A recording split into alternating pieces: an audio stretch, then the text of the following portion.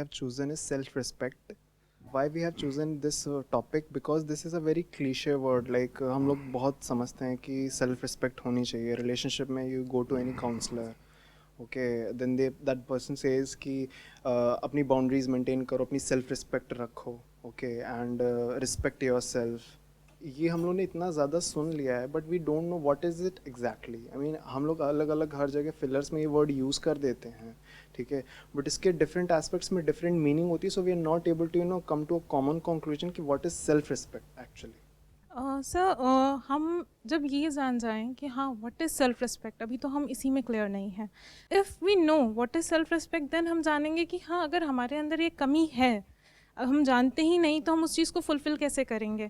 हम पहले जानें कि क्या है वो चीज़, देन अच्छा हम कहीं किसी क्वालिटी में लैक कर रहे हैं तो उसे और अपने अंदर इनकलकेट करें, किस लेवल तक इनकलकेट करना है वो जानें. So that is my question. Sir, self respect जैसे कि इन्होंने कहा है कि हम अपने आप को समझें उस चीज़ में, और एक फैक्टर सेल्फ रिस्पेक्ट का ये आता है कि we are seeking a lot of external validation if we are lacking self respect.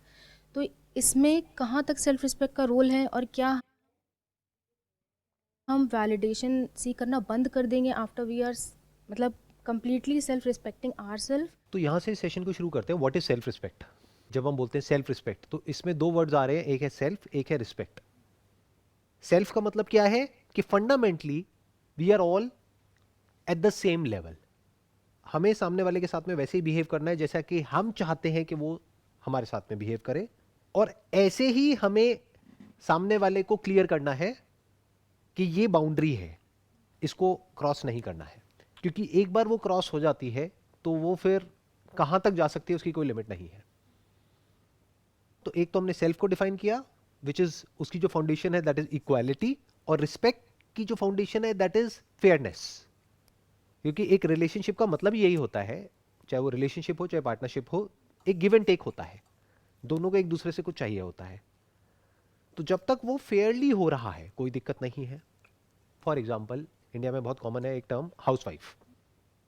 तो अगर कोई है जो कि घर को मैनेज कर रही है तो वो छोटी चीज नहीं है, इनफैक्ट वो सबसे बड़ी चीज है. अब अगर हम ये बोल दें वो सबसे बड़ी चीज है और वो अपनी इस पोजीशन को डोमिनेट करने लग जाए मेरी इस बात को सुन करके, वो भी गलत हो गया. क्योंकि वो क्या मैनेज करेगी अगर पैसा ही नहीं है मैनेज करने के लिए? तो पैसा भी इंपॉर्टेंट है और घर को मैनेज करना भी इंपॉर्टेंट है. घर में क्या आ गया? घर आ गया, बच्चे आ गए, जो भी कुछ घर से रिलेटेड है वो सब कुछ आ गया. तो अगर दोनों इस बात को समझते हैं कि हम दोनों मिल करके लाइफ में आगे बढ़ रहे हैं and we are equal partners, तो फंडामेंटली जो ये प्रॉब्लम है सेल्फ रिस्पेक्ट की, ये कभी नहीं आएगी. इनफैक्ट अगर किसी को पनिश भी करना है तो उसका भी एक तरीका है. वो तरीका क्या है कि अगर आप खुद उस पोजीशन में हो तो आप क्या चाहते हो कि आपको कैसे ट्रीट किया जाए. हमने भी तो बहुत गलतियां करी है, किसने नहीं करी?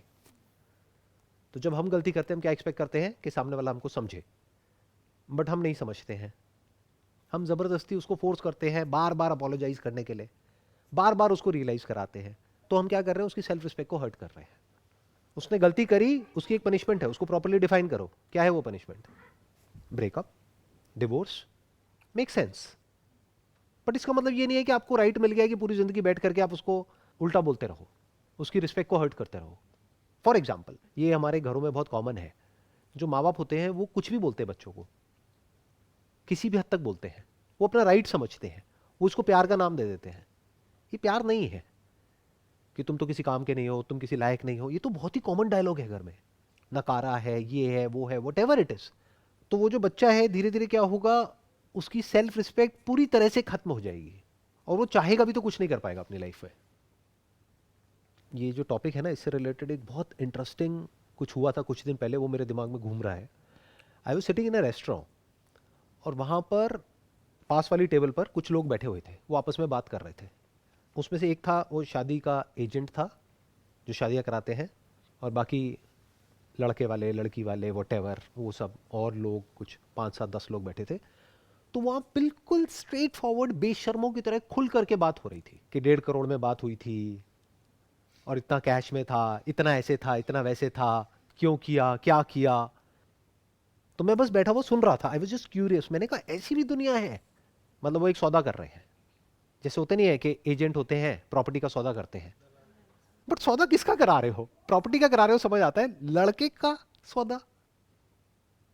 और ऐसे एक दो लड़के नहीं है इंडिया में, शादी हो रही होती है, बाहर गाड़ी खड़ी होती है और वो अपने दोस्तों को दिखा रहा होता है, ये देखो मेरे को ये गाड़ी मिली है। अरे शर्म नहीं आ रही तेरे को? पैसे क्यों ले रहा है? अगर तू और वो लड़की बराबर है तो क्यों ये एक्सपेक्ट कर रहा है कि मुझे पैसा मिले? क्यों अपना सौदा होने दे रहा है? क्यों अपने आप को बेच रहा है? ऐसे लोगों को बेशरम बोलते हैं, इनके अंदर सेल्फ रिस्पेक्ट जीरो है। और ऐसे कुछ लोग नहीं है, बहुत लोग हैं जो पैसे के लिए बिक जाते हैं, अपनी सेल्फ रिस्पेक्ट को बेच देते हैं पैसे के लिए। तो इसमें आप गलती उसकी नहीं कह सकते कि जो उसको खरीद रहा है, गलती उसकी है जो बिक रहा है। मानो लड़की वाले ने लड़के को खरीदा अपनी बेटी के लिए, अब वो बेटी उस घर में आएगी, आ करके सुनाएगी कि तेरी कमाई की गाड़ी नहीं है, मेरे बाप ने दी है। तो अब क्या उसकी सेल्फ रिस्पेक्ट हर्ट होनी चाहिए? नहीं सर, जब पहले नहीं होनी तो चाहिए, अब भी नहीं सर। क्योंकि वो इस लायक ही नहीं है। आप समझ गए? उसने बेची है ना, सौदा किया है ना अपनी सेल्फ रिस्पेक्ट का। अब किस बात की सेल्फ रिस्पेक्ट? आप समझिए कितना कॉम्प्लिकेटेड है। सेल्फ रिस्पेक्ट वाला इशू देखने में बड़ा सिंपल और स्ट्रेट फॉरवर्ड लगता है, इतना स्ट्रेट फॉरवर्ड है नहीं है। अगर एक लड़के में सेल्फ रिस्पेक्ट है तो उसको पहले ही बोल देना है अपने घर वालों को कि मैं बिकाऊ नहीं हूं, मैं कोई ऑब्जेक्ट नहीं हूं जिसको ले जाकर के मार्केट में बेच दोगे। अगर उसमें ये करने का दम नहीं है तो वो क्या कर रहा है? अपनी सेल्फ रिस्पेक्ट को बेच रहा है हमेशा के लिए। अब अगर उसकी शादी में कोई आता है मेरे जैसा आदमी और आकर के उसके मुंह पे बोलते हैं हाँ भाई कितने का बिका तू? 1.5 करोड़ में। अरे लगता तो नहीं है, तू तो 1.5 रुपए का भी नहीं लगता मेरे को, तेरे को 1.5 करोड़ किसने दे दिया? जैसे बोलते नहीं गाड़ी के लिए कि सेकेंड हैंड गाड़ी है, ये तो 1.5 लाख से ऊपर की नहीं है, बुरा हाल है। तो उसको बुरा नहीं मानना है वहां पर, और मुझे वहां जाने की भी जरूरत नहीं है, मैं बोल रहा हूं। इसका छोटा सा एक क्लिप बनेगा और उसके जो दोस्त हैं